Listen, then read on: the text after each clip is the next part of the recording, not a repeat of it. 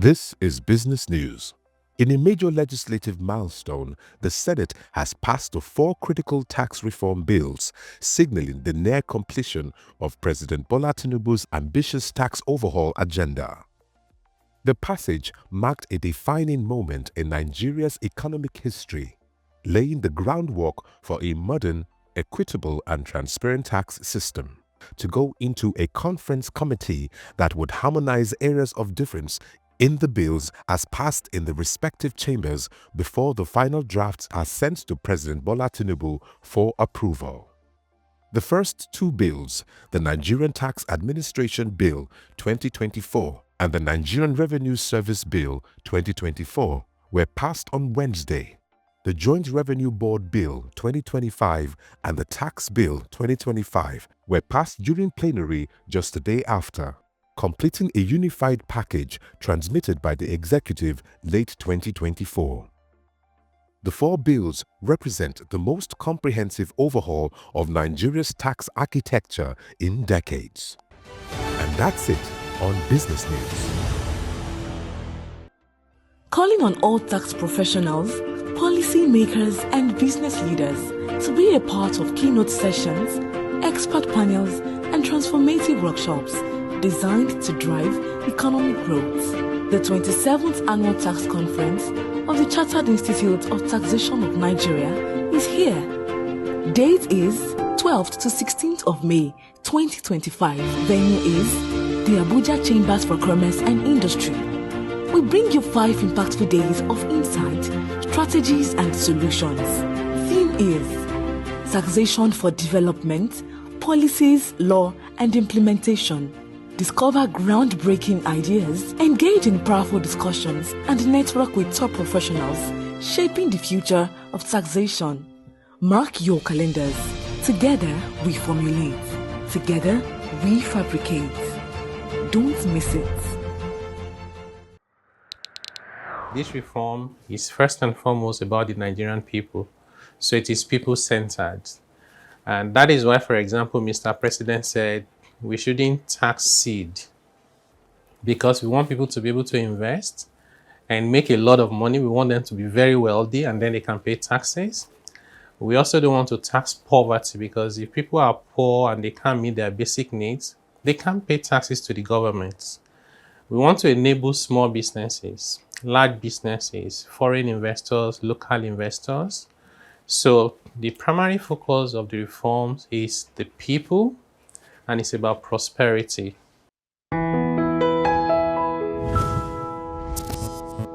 Nigeria has struggled with low tax compliance and high informality in the economy. How will these reforms encourage more businesses and individuals to enter the tax net? I've always been of the view that Nigeria has a tax net that has a lot of wrong people inside it, and has a lot of people that should be inside the net and they're not there, either completely outside of the net, or some of them are inside the net with one finger. The rest of the body is out. So if you are taxing people who are earning 30,000 naira, somebody is trying to... So there are people who do petty trade. Yeah. And they put the stuff they are selling on a tray, right? And the whole thing they are selling, the capital plus profit, is less than 5,000 naira. And we are chasing them. That's wrong, right? No sane society should treat their most vulnerable citizens like that. So one of the things we've done in this reform is get the poorest people out of the net. We want their data, but not to be paying taxes. And bring the rich people into the net because they should be there, and they should be there 100%. Not telling me that you earn 2 million naira when you have a property where the rent alone is 50 million in 1 year. That's not fair enough. So by ensuring that we design the system properly, that's number 1. Okay. Number 2 is to use intelligence. And I keep saying intelligence. So today, there's hardly anything you do. Whether you call yourself informal sector or formal sector, it doesn't matter. There's hardly anything you do that does not leave a trail behind. So you see, these informal sector people we're talking about, they have mobile phones. Many of them have POS that they use for their business. Many of them have bank accounts. Many of them have BVN, they have voters card, they have NIN. Some of them even travel abroad. They have an international passport. They buy cars and they register it. They buy motorcycles. You can't just put your vehicle on the road without registering it, right? They build houses, they get permits. Even if they did not get permits, when they finish building the house, you guess what they'll do? They'll ask for the electricity company to connect them to electricity. All those is intelligence. Yeah. So if I generate a report about everybody that connected to electricity for the first time, it tells me new people in new places or even new houses, So you then need to get that data. Somebody goes to the mall and they spend money, they use their card, that's intelligence. So once we do all of that, when people know that if they evade, that there will be consequences. The reason why the compliance rate is high in developed countries is not because they are saints. It is because in those countries, when you violate the law, there are consequences. Yeah. The same reason why they don't drive on red, because you drive on red, there is not even a human being to say don't drive. So the system captures you and you face the consequences. The reforms introduced a progressive tax structure with rates escalating up to 25%. Do you anticipate non-compliance among high-income earners, and what measures are in place to prevent any form of non-compliance within this group? Yeah, so it's hard to pay tax anywhere in the world. It's hard to pay tax by any class of people, whether they're rich or poor, right? But the difference with the high-income earners is they have the resources. They have the network, they have the connections. They can also hire the best lawyers and accountants to help them move things around. So we are mindful of that. One of the things we've done is not just the tax table that says you pay a higher rate the more you earn. It's also that we've cleaned up all the very confusing allowances and deductions. So the scope for you to maneuver is significantly limited. That's number one. Number two is we've also included in the tax reforms some reporting that must be done by banks. So if you're really a high income earner, you can't hide your income. So which means if you don't tell us, we're going to get information from third parties. Now, when it comes to, because now we know what you earn, we can estimate your liability if you refuse to do so. The next question is, what if they still don't pay? What do you do? So we've strengthened the power of substitution in the tax reforms.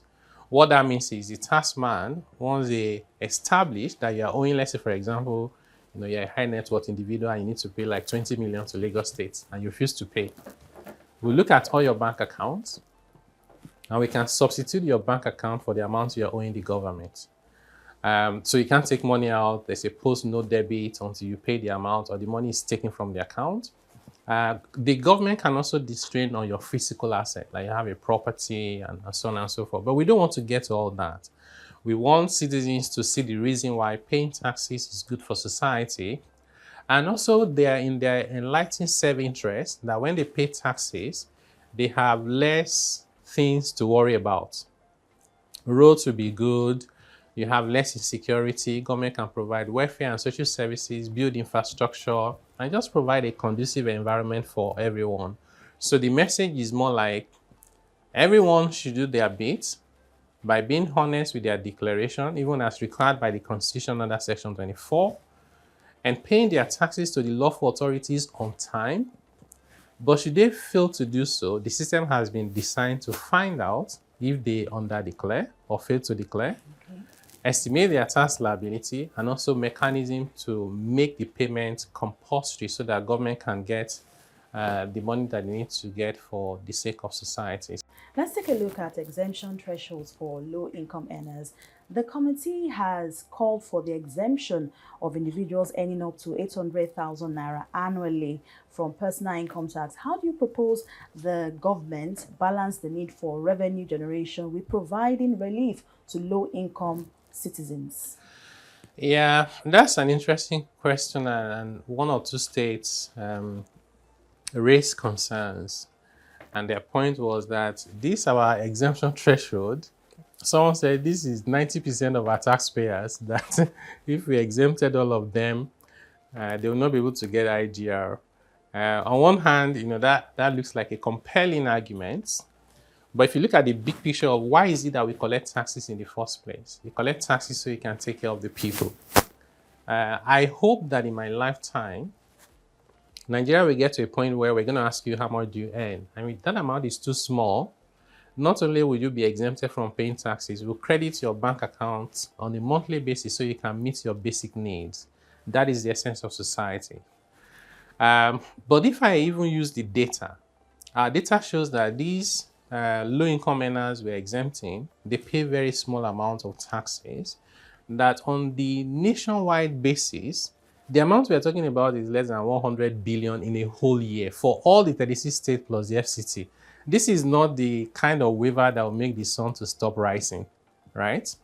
The progressive amount where rich people pay a higher percentage will more than compensate for the exemption for the low-income earners. And someone was saying to me recently, one of the Internal Revenue Service chairpersons said that, in fact, they even took a state that is not even Lagos, because Lagos has a lot of rich people. So LRS should benefit from the high income and high rates that we have. But this is even a state that is not Lagos State. And what they did was they took some of their taxpayers and they were trying to simulate the impact of the changes to the tax band and rate. What they found is that about 7 people that were being exempted or asked to pay lower tax, one person who earns high income is paying more than all the 7 combined in terms of reduction. So one person overcompensates for the reduction for the 7. So I don't think that any tax authority or government should worry about the exemption. It is the right thing to do. We also need to bear in mind that the amount that government is sharing from federal allocation has improved significantly for 2 major reasons. One is subsidy removal. Who is paying those market price for subsidy? It's the Nigerian people. These same poor people pay more now for transportation, and that money goes to the government. That's what it means. We have FX. Naira used to be subsidized at about 460. It's now around 15. And that has impact on inflation, resulting in more revenue to the government that all the 3 tiers are sharing. Who is bearing the brunt? These same Nigerian people. So the least we can do is to give them some relief from the tax point of view when data shows that they're really struggling. And I think it's the right thing to do. I don't think that it would materially impact on the IGR of any state. And even if it does, it's for the right reasons. Some arguments have anticipated a fiscal drag. Do you agree with this? And if yes, how is this new tax law set to address this? Yeah, thanks a lot. So when you say fiscal drag, it has 2 meanings. And the first one is, are you dragging the wrong people into the tax net, into the highest tax rate? For example, the last time we did a significant review of the Personal Income Tax Act was in 2011. It's about 14 years now. So at that time, if you hit about 3.2 million naira taxable income, you were already at the highest rate, which is still is 24%. And today, that level of income doesn't make you even a middle class. You're someone just barely getting by. So should you pay the same rates on your marginal income as what a multi-billionaire would pay? No, that's not fair.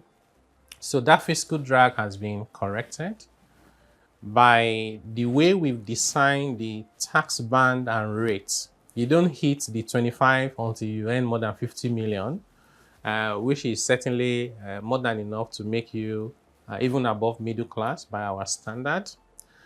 And therefore, the fiscal drag issue, dragging poor people into the wrong rate of tax, has been addressed. The other bit about fiscal drag is whether there will be a drag on government finances. So the approach we adopted for the reforms is look at immediate, that's short term, medium, and long term. And whenever we had a conflict between our priorities in the short, medium, and long term, we allow long term to prevail, because these reforms are not about just today.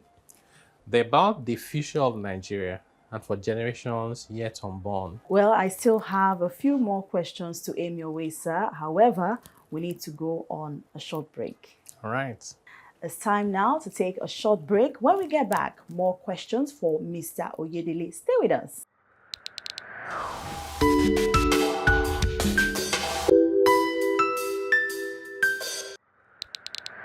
I have here with me Mr. Taiwo Oyedele on Corporate Talk, and we have been looking at the ongoing tax reforms. Does the bill make any provisions for tax incentives to encourage entrepreneurship and SME growth? Yeah, the answer is yes.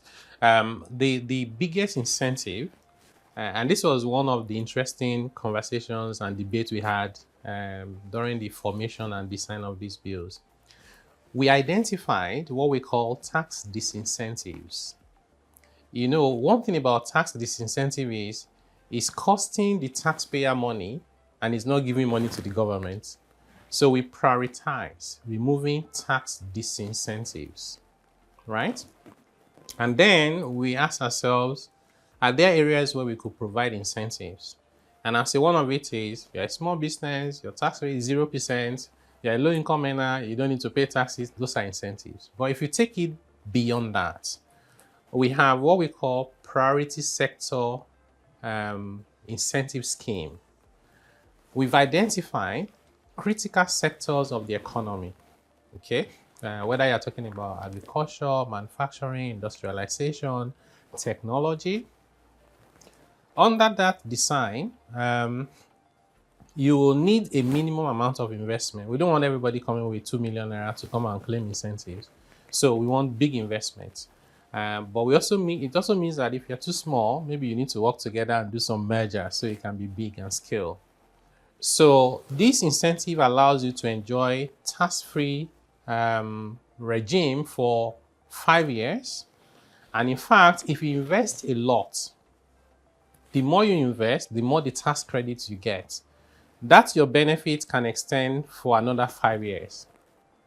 Altogether, you have about 10 years to make money, reinvest it, grow your business without having to worry about paying corporate taxes.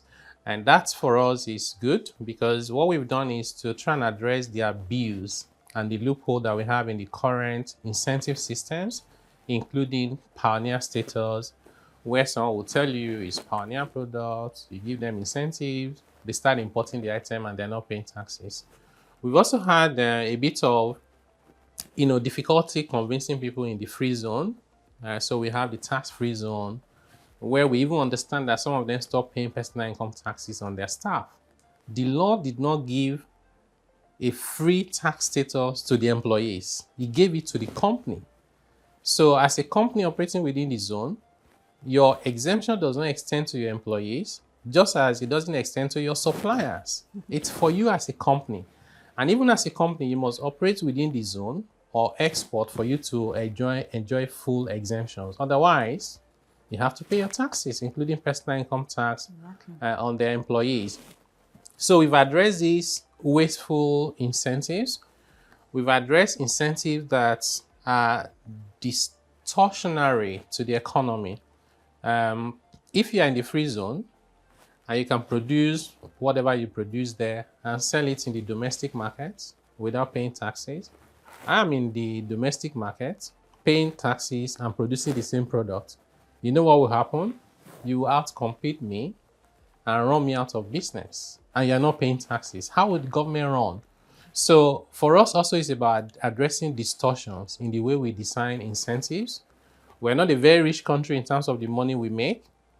So we have to think about value for money in how we spend every naira and in fact every kobo that we earn, so that one, it generates more value than the cost to the government, and two, it does not create economic distortion, and three, that we are not incentivizing the wrong behaviors or the wrong sectors. How does this bill align with Nigeria's broader economic policy objectives, such as reducing unemployment and boosting investments? That was the starting point for us. Interestingly, we did an extensive amount of work in our committee. We went to all the development plans of Nigeria since independence. In fact, One of the development plan was before our independence. We looked at every single one of them.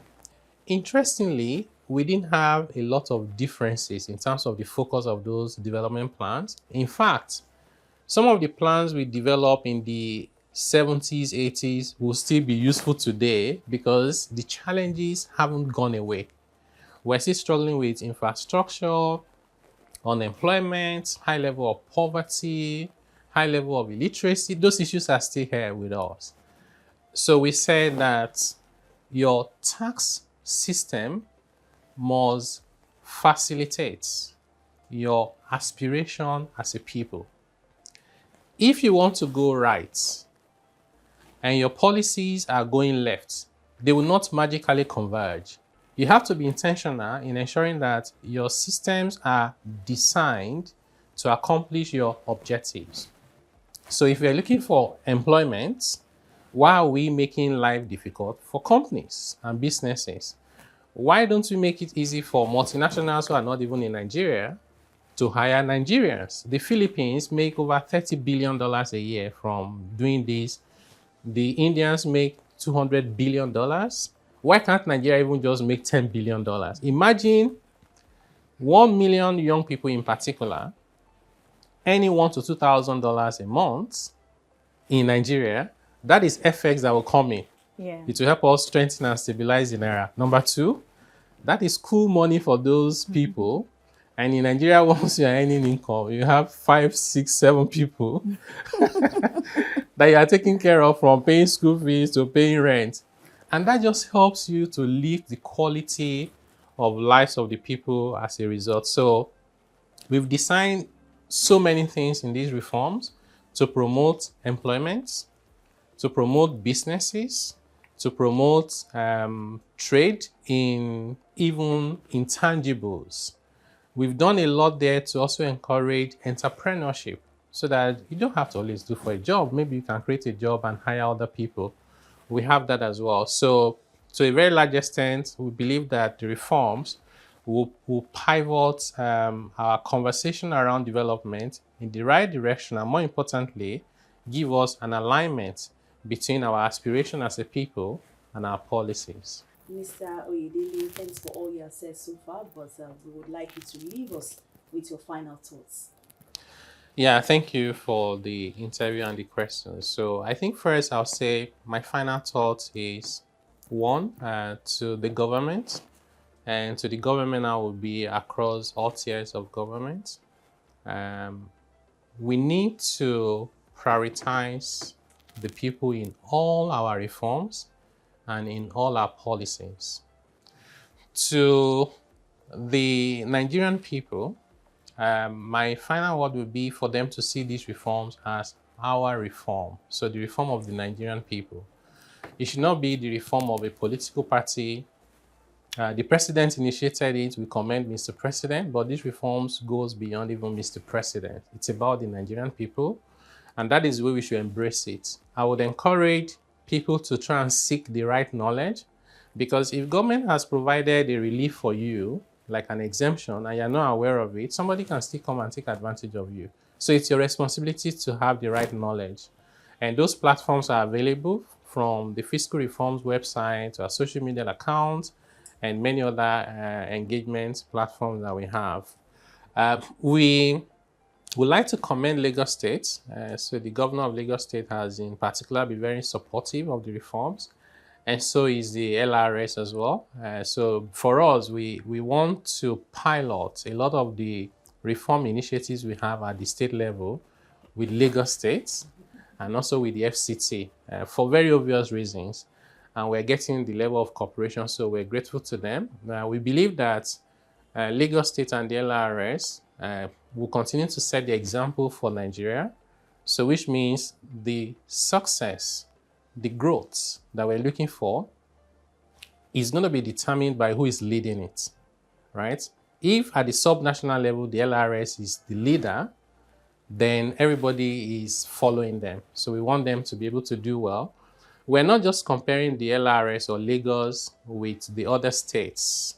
We're comparing them with other city-states in the world, like Dubai, like Singapore. That's where we need to be. and we think it's possible. My name is Oyedele Sale, and on behalf of the entire crew of the Tax Talk and the LRS, we say thank you for joining us and see you next time again.